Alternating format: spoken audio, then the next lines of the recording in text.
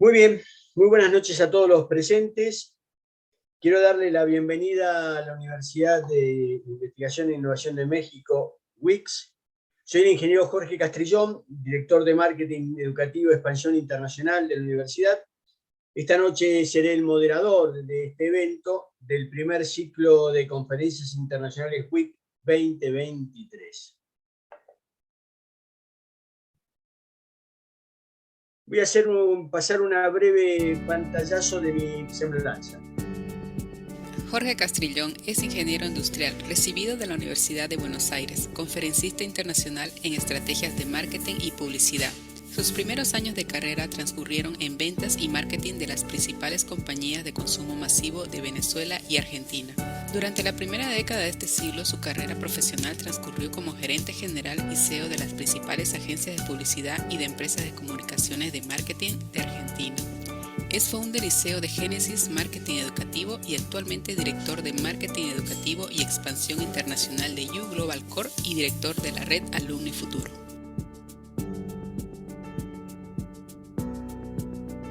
Muy bien. Un poco le voy a hacer para aquellos que no nos conocen mucho o no están dentro de la universidad, voy a hacer una presentación muy corta de la universidad. WICS nace por una necesidad de los mercados, es decir, en un mundo de cambios exponenciales, ya no lo convencional no basta para poder preparar profesionales para las profesiones del futuro. Tenemos que tener en cuenta dos paradigmas que tengo, y tal vez alguno de ustedes ya me habrá escuchado decirlo.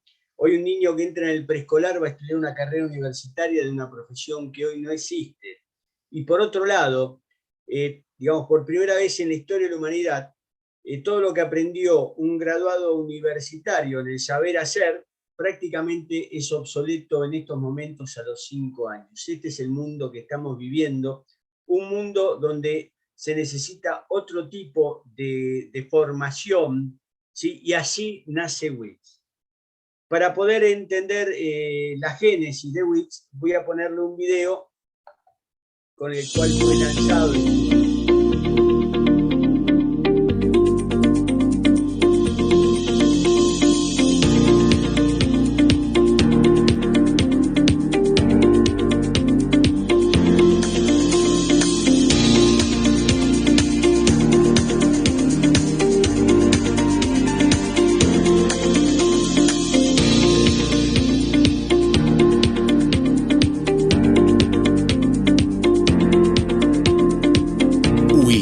Universidad de Investigación e Innovación de México, UICS, la Universidad del Futuro.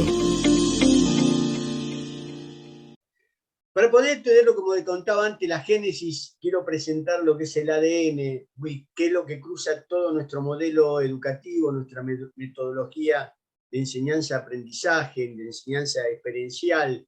Es decir, para nosotros, somos una universidad que piensa en la innovación como recurso inagotable, que rechaza el rol pasivo. Nosotros somos una universidad que pensamos en generar una comunidad de hacedores y elige ser parte de las soluciones que ayudan a resolver los problemas sociales y ambientales de nuestro entorno, buscando el mismo comportamiento en nuestros estudiantes. Este es el para qué existe nuestra universidad. Pero además complementamos con que desconocemos el futuro. Pocas personas pueden decir con certeza absoluta cuál es el futuro de acá a 10 años, y puedo aventurar hasta 5. Pero sabemos la importancia que tienen y tendrán las habilidades emergentes como la creatividad, el pensamiento crítico, la gestión de lo impredecible y las habilidades no cognitivas para desarrollar cualquier trabajo, y eso es en lo que nos centramos. Es decir, no solamente cursa lo que es en el modelo educativo todo lo que tiene que ver con el conocimiento y con el saber hacer, sino con el ser, pero el ser de una manera diferente, en estas habilidades emergentes, pero con un foco muy fuerte en desarrollar cualquier trabajo. Preparamos a nuestros estudiantes para poder enfrentar en el futuro cualquier trabajo. No de más está decir que vivimos en un mundo donde lo único permanente es el cambio y lo único cierto, la incertidumbre, ¿sí? Por lo tanto, lo que se está planteando en este momento, que desaparecerán el 40% de los trabajos como los concebimos, pero también entrarán nuevos trabajos para los cuales hay que capacitarse en forma continua. Por eso creemos que en Wix somos una puerta al futuro. Tres grandes ejes que cruzan nuestra universidad. Wix es una universidad innovadora y disruptiva, somos una comunidad incluyente. Junto a nuestros estudiantes creamos una comunidad vibrante e inclusiva, una comunidad de hacedores. El otro eje es Wix, es una universidad human-centric, pone al ser humano en el centro. Buscamos que la universidad sea el espacio propicio para comunicarte con otros humanos, investigar la realidad y crear soluciones a problemas o retos por pequeños que sean. Y el último, Wix tiene a la innovación como recurso infinito. Para nosotros la innovación es el resultado de combinar los recursos digitales y la educación holística, una mirada desde arriba de la educación y de la formación para mejorar la vida de las personas. Wix nace en México, Cuernavaca, prácticamente tiene cerca de 22 años ya de vida, y hoy ya tenemos sede en Quito, en Bogotá, en Bolivia, en Santa Cruz de la Sierra, en Texas, Estados Unidos. Nuestros programas académicos contamos con 4 doctorados: el doctorado en Educación e Innovación, el doctorado en Dirección de Proyectos, el doctorado en Economía y Finanzas, el doctorado en Administración de Empresas y la maestría en Educación y Tecnología Digital. Otro concepto que deben tener en cuenta, el próximo comienzo de clases va a ser el 26 de julio del 2023. Para todos aquellos que, digamos, pertenecen a nuestra universidad, pertenecen a lo que nosotros llamamos la Red Alumni Futuro Value Global. Esta red alumni que dentro de momento le voy a presentar, todos nuestros alumnos tendrían que tener el certificado de membresía. Este certificado de membresía que le permite tener la información de todos nuestros programas. Para eso le dejo a aquellos que no lo tienen o bien quieren certificarse, quieren ser miembros de nuestra red alumni, acá le dejo los datos de la coordinadora de la red alumni Futuro. Aquellos que necesiten pueden sacarle una foto. Le dejo 5 segundos más para que ustedes puedan de alguna manera saber cómo se tienen que contactar. La red alumni prácticamente tiene, como decía, como centro al ser humano y complementar al modelo educativo, a la metodología de educación de Wix, en todo lo que tiene que ver las habilidades emergentes. Por ejemplo, en este caso, este ciclo de conferencias, que ya tiene de vida 2 meses, donde prácticamente 2 veces por semana tenemos ponencias de alumnos nuestros y de profesores y de invitados especiales expertos en determinado tema. Otro programa es las masterclass. Las masterclass son conversatorios que reunimos 4 o 5 personas a hablar de un tema determinado, ¿sí? O el ciclo pensador del futuro. El ciclo pensador del futuro, digamos, invitamos a futurólogos a que nos puedan visualizar o exponer hacia dónde va el planeta en los distintos ámbitos del saber y del saber hacer. También está el censo de empleabilidad, que estamos por desarrollarlo en breve, junto con la red, por ejemplo, en este caso la red colombiana de tomadores de talento, para poder de alguna manera juntos poder desarrollar una investigación que les sea muy útil a todos nuestros alumnos y al mercado también, en el sentido de salarios, posiciones, salario emocional, tiempo de búsqueda laboral, digamos, gente que está en estos momentos sin trabajo. Es decir, que este censo va a ser muy importante y va a ser presentado prácticamente en el mes de fin de julio. Es muy importante decir que para la red alumni nuestra es muy importante la familia. Aquellos que son nuestros alumnos conocen cómo invitamos a nosotros al acto de bienvenida a la familia, porque entendemos que ya es un soporte importante y la incluimos en esta red alumni, por ejemplo, con el programa de Olimpiadas Trivial Game, que es un juego de cultura general que prácticamente va a ser a mitad de este año, donde familias van a poder competir con familias de otros lugares del planeta para poder contestar, ¿sí? Una serie de preguntas y preguntas que involucran a toda la familia. El otro programa que tenemos es el programa Compañero, la personalización de la despersonalización de lo virtual. Este programa Compañero incentivamos el encuentro, ya sea virtual o ya sea presencial, de todos ustedes, para que puedan complementarse con compañeros. Por eso Esto prácticamente se hace un mes después del acto de bienvenida. Otro programa es la bolsa de trabajo, el acuerdo que estamos teniendo con LinkedIn, que estamos terminando de acordar, para poder generar bolsa de trabajo o trabajos específicos para los 4 ámbitos de nuestros doctorados. Otro programa que también involucra a la familia es la cápsula del tiempo, es un taller de mapa de sueños, donde trabajamos durante unas horas con la familia dándole una metodología que es muy importante, realmente es muy efectiva, y la idea es que ellos desarrollen cuál es el sueño que van a tener a 5 años, y todos estos sueños que ellos van a tener, le vamos a poner una cápsula del tiempo que se abrirá dentro del año 2027. El otro concepto es la red del networking internacional, donde prácticamente hacemos 1 o 2 veces por año.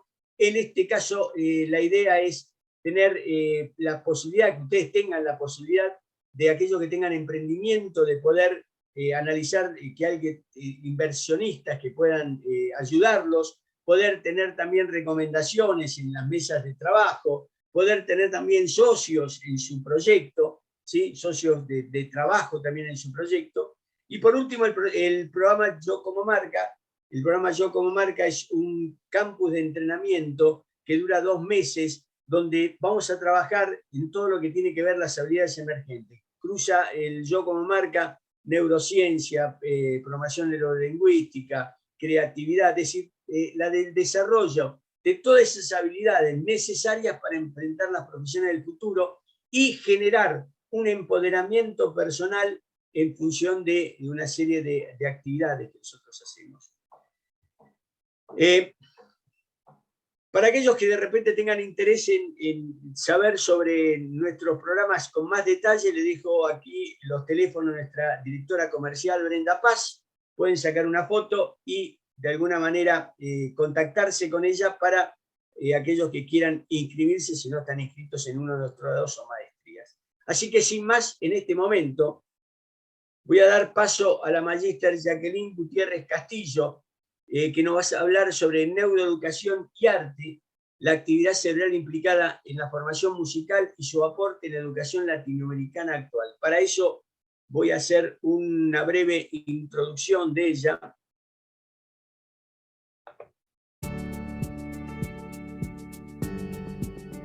Magíster Jacqueline Gutiérrez Castillo es magíster en Neuropsicología y Educación de la Universidad Internacional de Rioja, España. Actualmente está cursando el doctorado de Educación e Innovación en la Universidad de Investigación e Innovación de México, UICS. Fue directora pedagógica y docente en el Centro de Artes Especiales, Fundación Mundo Nuevo. Actualmente es docente investigador y coordinadora académica en el Conversatorio Superior José María Rodríguez. Muy bien.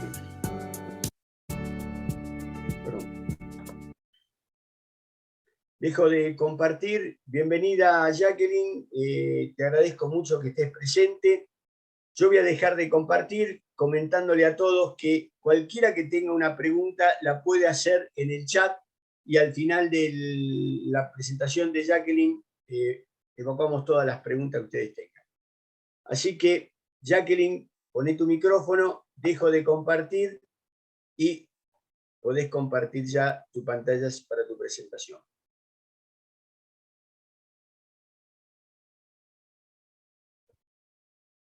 Muy buenas noches, Agradezco mucho la introducción del ingeniero Jorge Castrillón. Muchísimas gracias.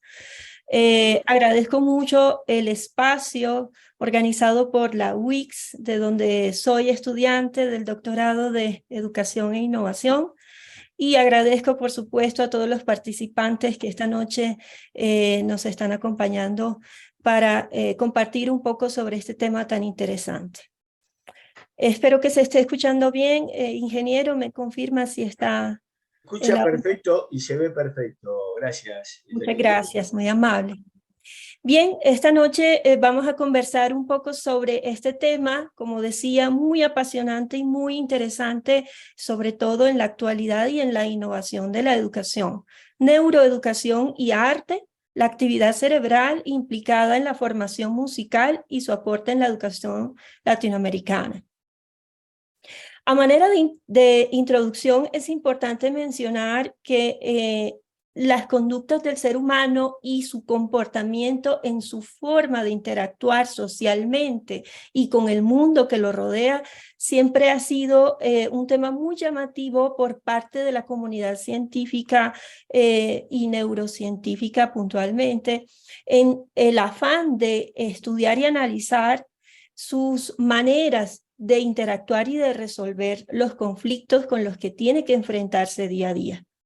En las últimas décadas, la neurociencia, entendiendo que es esta ciencia que se dedica a estudiar y explorar al cerebro y al sistema nervioso, se ha afanado en la exploración de abordajes muy profundos de todo lo que tiene que ver con lo humano, tratando de buscar y de encontrar métodos y formas que puedan definir herramientas puntuales que nos ayuden a facilitar la interpretación de la realidad por parte de nosotros los individuos.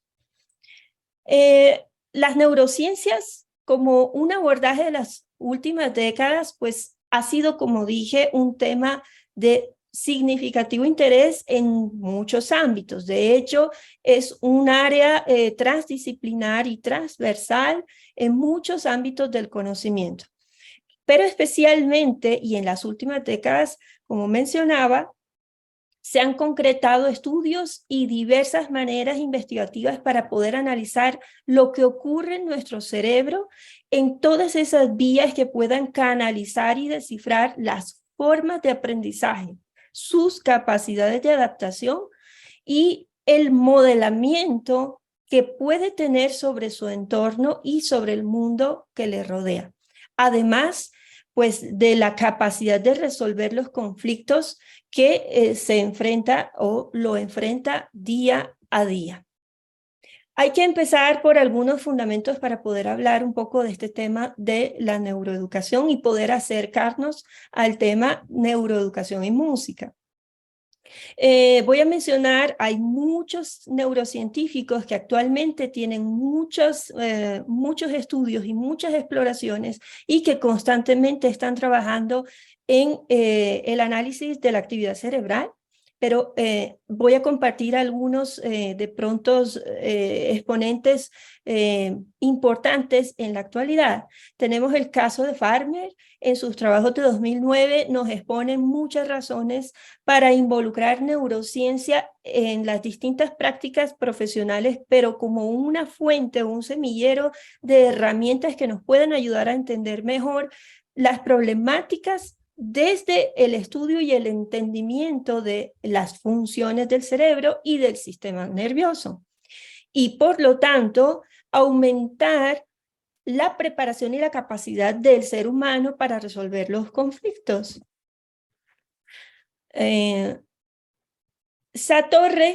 Robert Satorre, otro importante neurocientífico, sus trabajos junto a Chen Peng-Hyun de 2007 comentan y exploran sobre la importancia neurocientífica que hay actualmente y lo valoran como el entendimiento de ese fenómeno de estudiar la actividad cerebral que podría llevar a revelar aspectos particulares de nuestra función neuronal.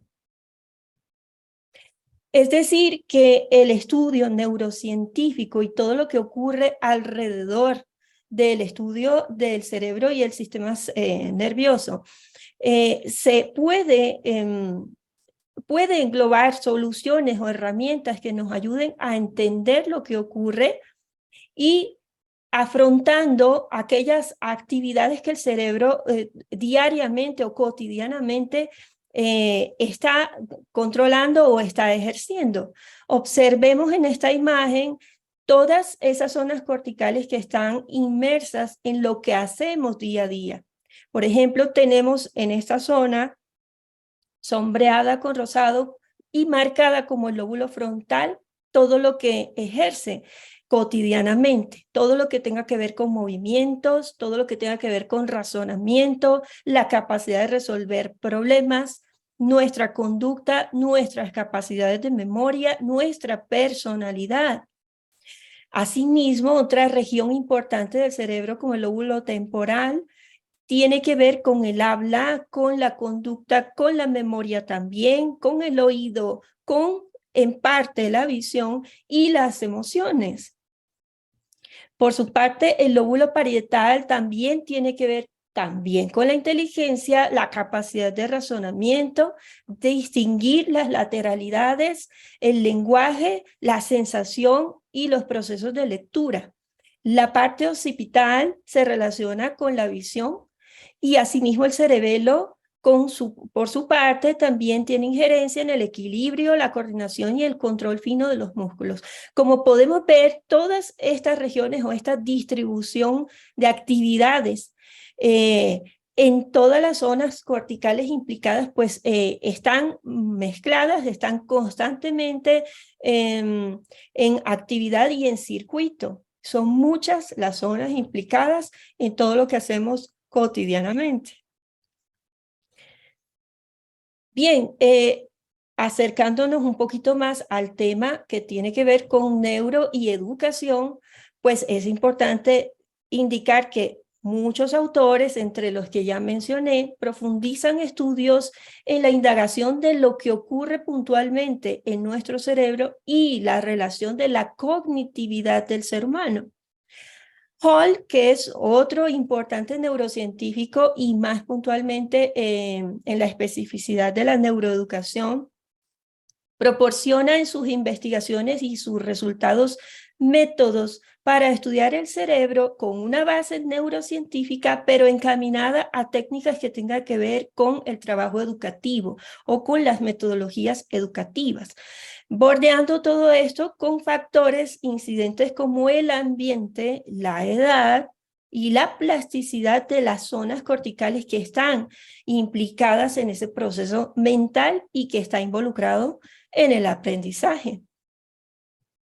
García es otro importante autor, también destaca que la neuroeducación sería entonces una nueva perspectiva de la enseñanza, una mirada diferente de lo educativo y que se basa en todo lo que la actividad cerebral y su funcionamiento aporta en cuanto a estrategias y tecnologías de la educación.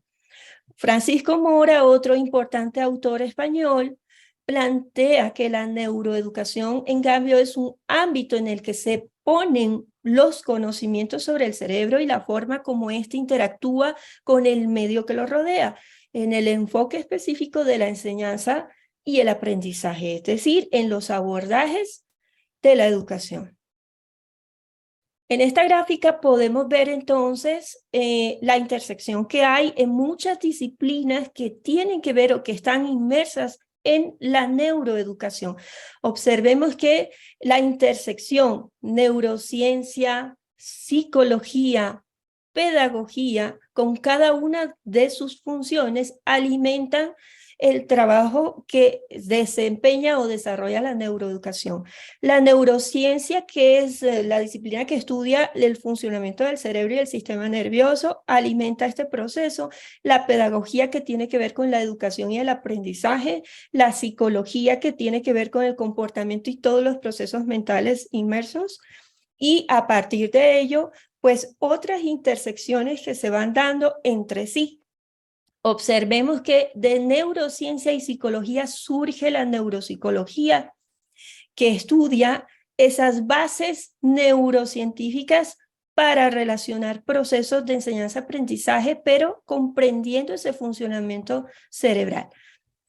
Observamos también la psicología educativa, que es esa intersección entre la psicología y la pedagogía, que es entender el comportamiento de los procesos mentales para aplicarlos en procesos de educación y aprendizaje.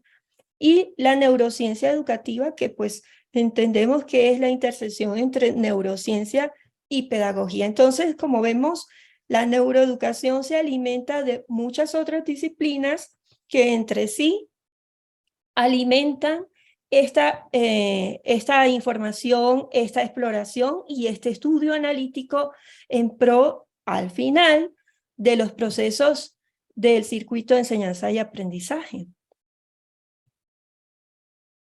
Bien, y vamos acercándonos entonces a nuestra disciplina puntual a donde queremos llegar, que es la formación musical. Para ello es importante recordar un poco una de tantas definiciones, pero muy válidas, aunque sea un poco general, pero podemos hablar de que el arte es esa actividad en la que el hombre recrea con finalidad estética un aspecto de la realidad o sentimiento en formas bellas, valiéndose de la materia, la imagen o el sonido.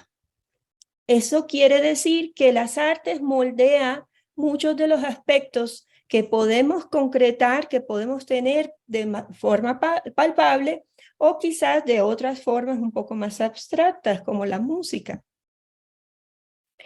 Y surge entonces esta posibilidad de relacionar el arte musical como una disciplina del arte y la neuroeducación.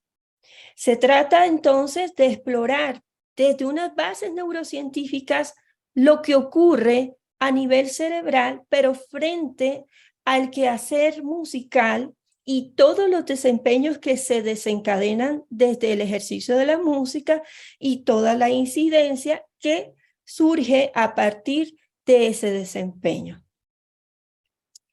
Para entender un poquito entonces cuáles son esas bases neurocientíficas, ¿cierto? Para relacionar lo que ocurre a nivel cerebral y a nivel de la formación musical, pues muy rápidamente vamos a ver cómo está constituido nuestra estructura básica del sistema nervioso. El sistema nervioso central pues está,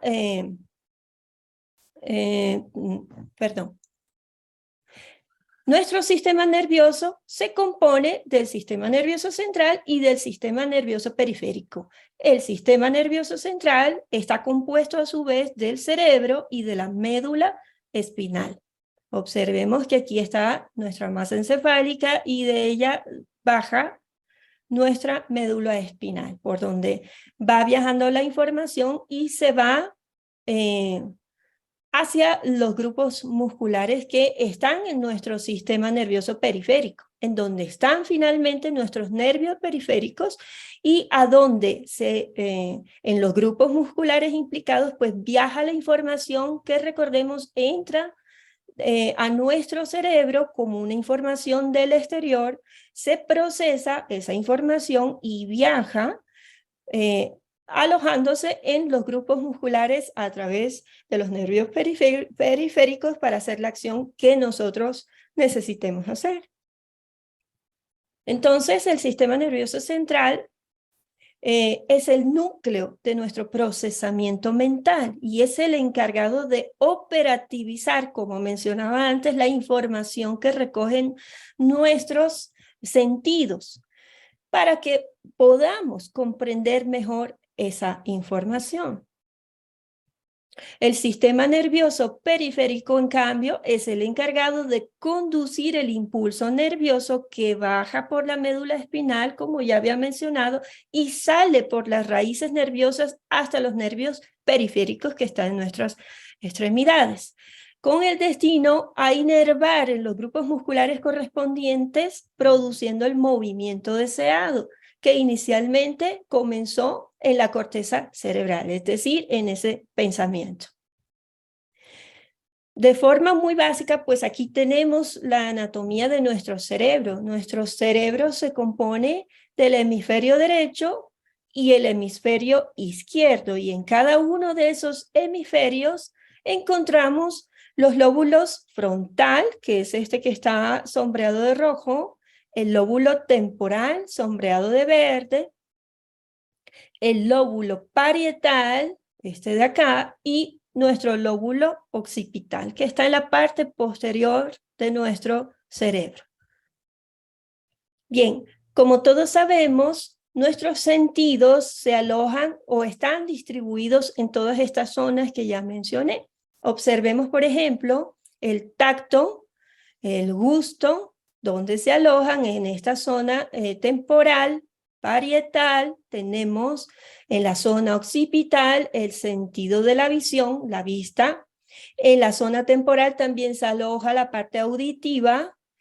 En la zona frontal se aloja la parte olfatoria y pues como podemos ver en cada uno de ellos, en cada uno de estos lóbulos se reciben esta información sensorial y pues se procesa desde allí la información, pero es una información que está distribuida en todo el cerebro. ¿Qué impacto entonces tiene la formación y el estímulo musical, yendo ya un poco más adentro, en nuestro cerebro?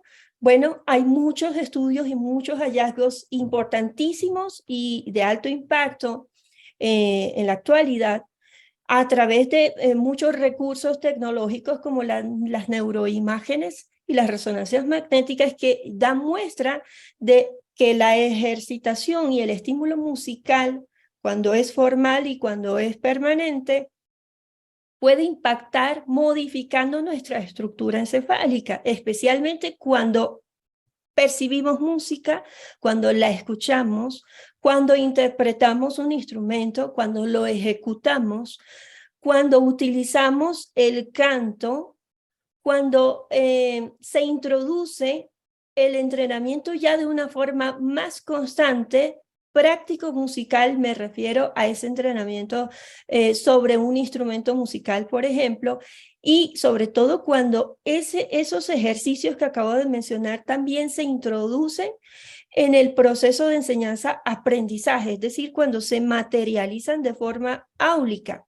Y cuando estos procesos se enfocan con música, pues por supuesto que hay un impacto importantísimo a nivel cerebral y especialmente hay estudios que revelan que estos impactos en edades tempranas o en etapas iniciales, pues a través de los mecanismos neuroeducativos tienen especiales impactos. Aquí tenemos más o menos una muestra de cómo funciona el cerebro de un músico o de una persona que está en constante entrenamiento musical. Observen que dentro de los lóbulos que yo mencionaba antes y en donde en cada uno de ellos pues pueden estar las cortezas o las zonas implicadas en algunas partes sensoriales, también se vinculan a actividades del hecho musical. Observemos en esta zona sombreada de rojo, aquí funciona la corteza motora que está vinculado al movimiento corporal. Cuando un niño está aprendiendo a través de neuromúsica o neuroeducación musical y se implementan diseños educativos o de enseñanza o pedagógicas a través del ritmo, a través de la parte corporal, estamos activando esta zona motora. Asimismo, la corteza sensorial que está junto a la motora controla esas sensaciones táctiles mientras se toca un instrumento, por ejemplo, o cuando se baila. Podemos observar en la zona prefrontal la actividad cerebral que tiene que ver con el control del comportamiento, la expresión y la toma de decisiones, que son actividades que sí o sí están inmersas en el desempeño de la música o de la ejecución musical. En esta zona central temporal también funciona la corteza auditiva, uno de los sentidos más importantes en el cerebro de un músico en formación o en entrenamiento constante. En esa zona se perciben los sonidos, se pueden reconocer y se pueden discriminar los tonos, se analizan las tonalidades. Tenemos también la corteza visual que está en la zona posterior y en donde ocurre la percepción visual, toda la información que llega del exterior a través de la lectura de partituras, por ejemplo, la lectura de notas, llega en esta zona de acá y permite controlar esa lectura y obviamente la visión de nuestros propios movimientos cuando estamos en esa actividad. El hipocampo, que también es otra zona que está vinculado a la memoria musical, otra de las actividades importantísimas y en el proceso de enseñanza-aprendizaje de la música, generadora de muchas otras actividades en otras áreas del conocimiento y de su desarrollo.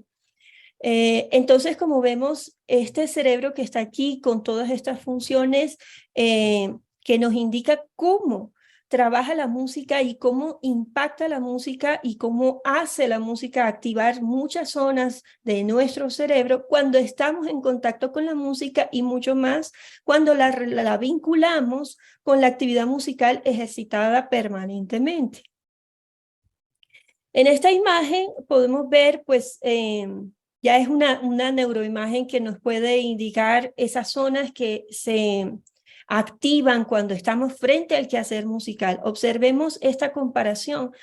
Hacia la derecha tenemos, bueno, es un cerebro en donde quizás no está en mucho contacto con el quehacer musical, y del lado izquierdo tenemos un cerebro que está en permanente contacto con la música, su entrenamiento, su desempeño, su ejercicio o su ejercitación.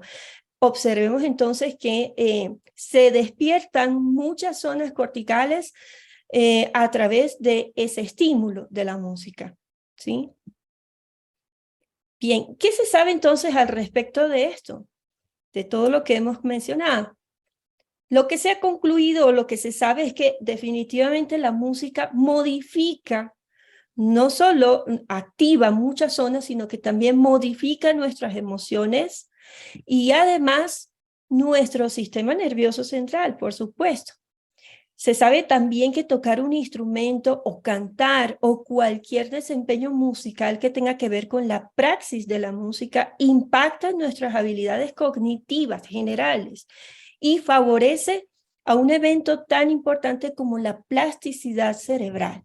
Recordemos que la plasticidad cerebral, antiguamente se creía que nuestro cerebro era un órgano rígido, que no se moldeaba, que no generaba nuevas conexiones neuronales. Ahora se sabe que ocurre todo eso. Se sabe que el cerebro es un órgano plástico, es un órgano que en la medida en que se somete al aprendizaje, a más conocimiento, desarrolla muchas más conexiones neuronales. Entonces, particularmente el ejercicio de la música activa y favorece esta actividad tan importante como es la plasticidad cerebral. Quiere decir entonces que la formación musical, ¿sí? Es decir, el entrenamiento de la música dentro de una formación y un proceso de aprendizaje formal impacta definitivamente nuestro cerebro a nivel estructural y a nivel anatómico y a nivel funcional. A nivel estructural y anatómico hay muchos cambios en muchos órganos, o digamos en muchas partes importantes del cerebro. Cambios en el cuerpo calloso, cambios en los surcos, es decir, en la profundidad de las circunvoluciones de nuestro cerebro, cambios en la corteza auditiva. Se ha demostrado en muchos estudios que en estudios de comparación entre cerebros que estuvieron, digamos, personas que estuvieron expuestas a la música por más tiempo a través de un entrenamiento más empeñado, pues hubo cambios a nivel del volumen de esa zona cortical, en la parte auditiva. Y lo mismo ocurre en esos estudios, en esos resultados, lo mismo arrojaron que hay un cambio a nivel anatómico en cuanto al volumen de la corteza motora cuando estas personas demostraron que estuvieron mucho tiempo en esta actividad instrumental. A nivel funcional, cambios en la forma de responder ante los estímulos musicales, por supuesto, en la rapidez, en la facilidad de resolver conflictos, en la forma en cómo reacciona ante los aprendizajes en general y a todas las habilidades cognitivas, y también impacto en las emociones y las capacidades resolutivas frente a los conflictos cotidianos. Entonces, es muy alto la incidencia que tiene la neuromúsica o la neuroeducación musical en general. Bien, hay que mencionar sobre esto que estamos conversando, referencias y criterios de los beneficios de la neuroeducación y la música. Algunos referentes tan importantes como Peretz nos indica que a partir de los fundamentos neurobiológicos de la música se establecen modelos cognitivos de alto impacto en el aprendizaje general de los individuos. Por ejemplo, yo aquí les traje una propuesta en donde no es mía, es de los autores, ¿cierto? En donde hay una comparación de un estímulo del exterior en cuanto al sonido, pero la percepción en cuanto a música, cuando desde esa mirada se le toma, y en cuanto al lenguaje semántico, ¿cierto? Recordemos que ambos son lenguajes, pero la ventaja es que ambas capacidades del ser humano tiene el procesamiento a través del estímulo sonoro y se puede analizar acústicamente y comparar algunas propiedades. En cuanto a música, las propiedades melódicas, como el análisis de los contornos melódicos, el análisis de intervalos, por ejemplo, la codificación de ese lenguaje tonal para transformarlo en una ejecución instrumental, por ejemplo, es comparativo a lo que sucede cuando hay una entrada de un lenguaje semántico a través del sonido. Por ejemplo, el interfaz acústico-fonológico, la codificación prosódica, el léxico fonológico, el análisis sintáctico y obviamente el significado que al final de ese proceso se percibe, ¿sí? Entonces, en ambos se da a través de un léxico musical y a través de un lenguaje semántico estos procesos de entrada, pero son comparables en cuanto o en proporción a las inteligencias por separado. Bien, otro de los referentes importantes en España, como Jordi Jauzet, también expone como un beneficio de la neuroeducación y la música y esa intersección en general en el ser humano, las aplicaciones del método Vapne. El método Vapne, les coloco por acá, este método que tiene estas siglas: biomecánica, anatomía, psicología, neurociencia y etnomusicología, y que las recoge a través de este método Vapne, mantiene una relación entre las bases neurocientíficas y la música cuando destaca la conexión neuronal que existe o que se produce entre esas áreas corticales que son motoras y auditivas, cuando un individuo que está en proceso de aprendizaje percibe música y es capaz de imitar movimientos corporales. Esto va a este tipo de formaciones musicales que manejan metodologías en donde se incluyen métodos de aprendizaje a través de su parte corporal, de su manejo corporal.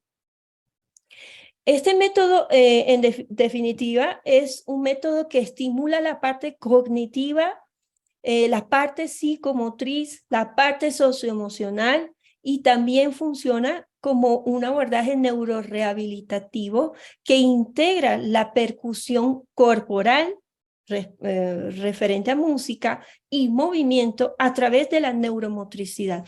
Este método fue creado en el 98 por el doctor Francisco Javier Romero y pues fue luego manejado por el doctor Jordi Jauzet en aplicaciones ya puntualmente de la formación musical. Bien, algunas otras conclusiones, pero sobre estos aportes las dan Curtis y Folling, quienes destacan la importancia de esa relación neuroeducación musical en la formación que tienen más maestros especialistas en pedagogías de la música, que abordan un mayor enfoque en el impacto de la actividad cerebral y su impacto en el circuito enseñanza y aprendizaje. En cuanto a ámbitos tan importantes como la plasticidad cerebral, de la que hablamos hace un ratito, la memoria y las funciones ejecutivas. En esta imagen, pues, más que nada es una imagen referencial en donde podemos ver estas habilidades generales que se desarrollan a través de la formación musical, pero desde el enfoque neuroeducativo. Abordajes como digamos, desarrollos como la coordinación, la memoria, la capacidad espacial y todo lo devenido de la inteligencia musical a partir de lo que ocurre en nuestra actividad cerebral. Bien, entonces, otro de los impactos en la formación superior, ya en la formación de un entrenamiento más profesional, uno de los más importantes es la plasticidad cerebral en los músicos que se dedican a la parte instrumental. A esto tendría que mencionar que la Unidad de Cognición y Plasticidad de Barcelona, que está asociada a la Universidad de Barcelona, presentó algunos resultados de modificaciones en estructuras cerebrales cuando comparó grupos de músicos instrumentistas, es decir, que tocaban algún instrumento de manera profesional y en ejercicio constante, y un grupo de no músicos, personas que no tenían ningún contacto con música en cuanto a una formación educativa. Y encontró en los resultados que había, por ejemplo, un cambio en cuanto a la estructura en su cantidad de materia gris, especialmente de una de las estructuras que están en el centro del cerebro, que se refiere al putamen de las personas que tenían ese entrenamiento musical permanente. Aquí tenemos otra comparación entre músicos y no músicos, entendiendo músicos profesionales que están en constante entrenamiento, es decir, en formación, y músicos que no están en este rigor del aprendizaje. Observemos en esta comparación las zonas corticales que se activan cuando están ejerciendo constantemente su actividad y su desempeño, no solamente a nivel de instrumento, cuando están haciendo algún desempeño musical también de percepción, de creación musical y otros desempeños de la praxis y de la percepción en general. Y de este lado tenemos algunas activaciones ante el estímulo musical, pero en personas que no tenían ese entrenamiento constante. Observen que en el lado derecho tenemos más zonas activadas al respecto del lado izquierdo. Esto en uno de los tantos estudios de la Unidad de Cognición de la Universidad de Barcelona que ha resuelto y ha encontrado estos hallazgos. Bien, a manera de conclusión, pues vamos indicando entonces que definitivamente es notorio que en las últimas décadas ha existido un interés llamativo y muy abierto por parte de los investigadores que desean establecer a las neurociencias como un nicho de fundamentos que respaldan la necesaria participación de la actividad cerebral en cualquier praxis musical y simultáneamente las bases para demostrar que la música como un fenómeno físico de estímulo sensorial impacta definitivamente las habilidades cognitivas y otras funciones generales de los individuos.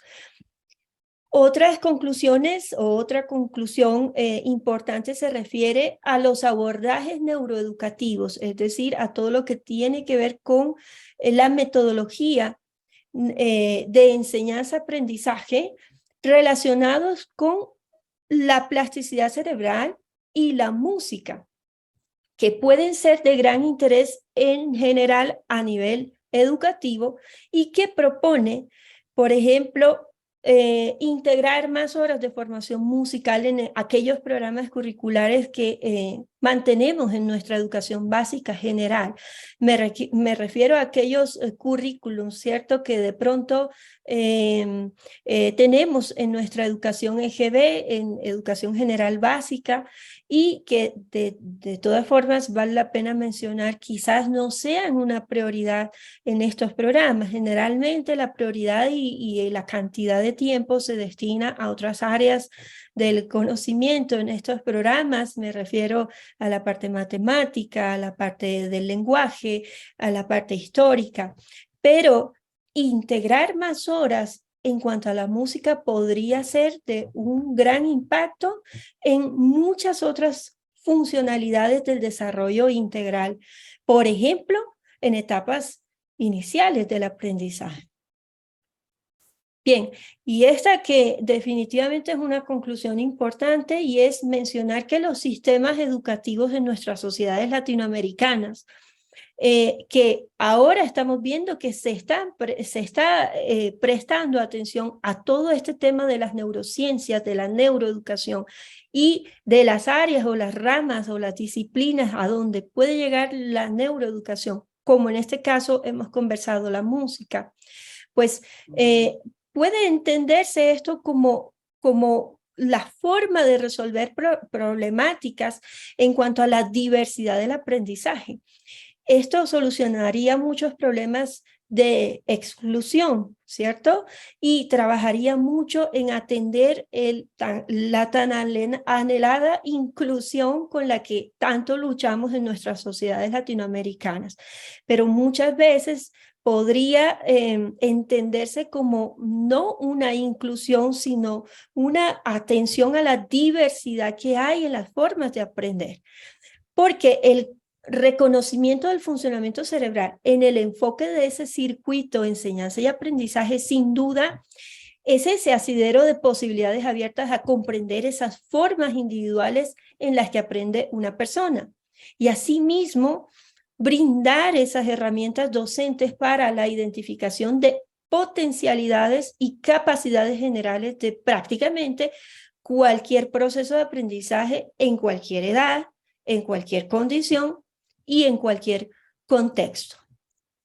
Entonces, más o menos, pues esto es un panorama muy global de acercamientos hacia la neurociencia y la estrechez que tiene la neurociencia en la intersección neuroeducación, formación musical en desarrollo y en etapas superiores. Muchas gracias, nuevamente muchas gracias a la UICS por este espacio y muchas gracias por la atención de todas las personas que están en esta conferencia.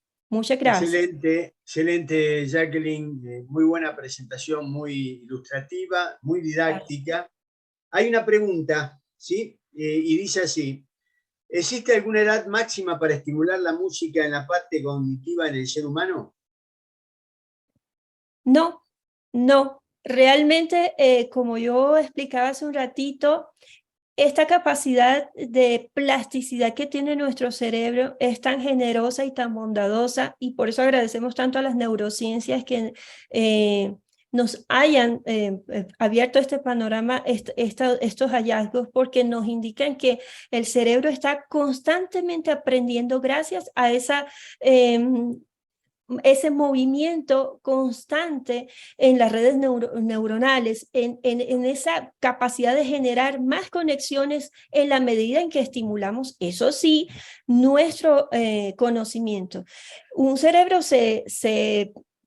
diré, de alguna forma se estanca si no estimulamos sus capacidades de aprendizaje. Como yo mencionaba, son muchas áreas que están conectadas todo el tiempo en la medida en que le brindemos conocimiento. Entonces, en realidad no hay una edad máxima para estimular esa parte cognitiva.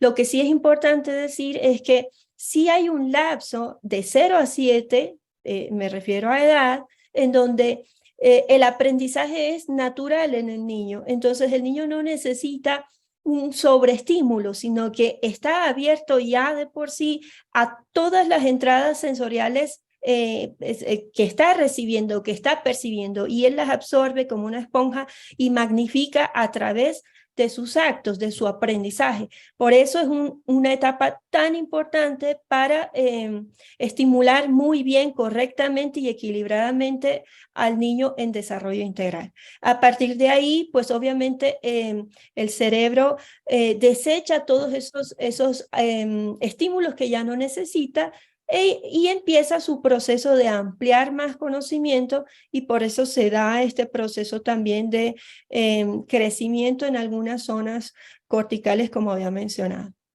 Bien, nos queda tiempo para una sola pregunta más. Dice así: excelente exposición, doctora Jacqueline, un recorrido maravilloso. ¿Me podría comentar sobre neuroterapia y recuperación cognitiva? Motriz, perdón, dice, y su efectividad en la aplicación en trastornos neurológicos?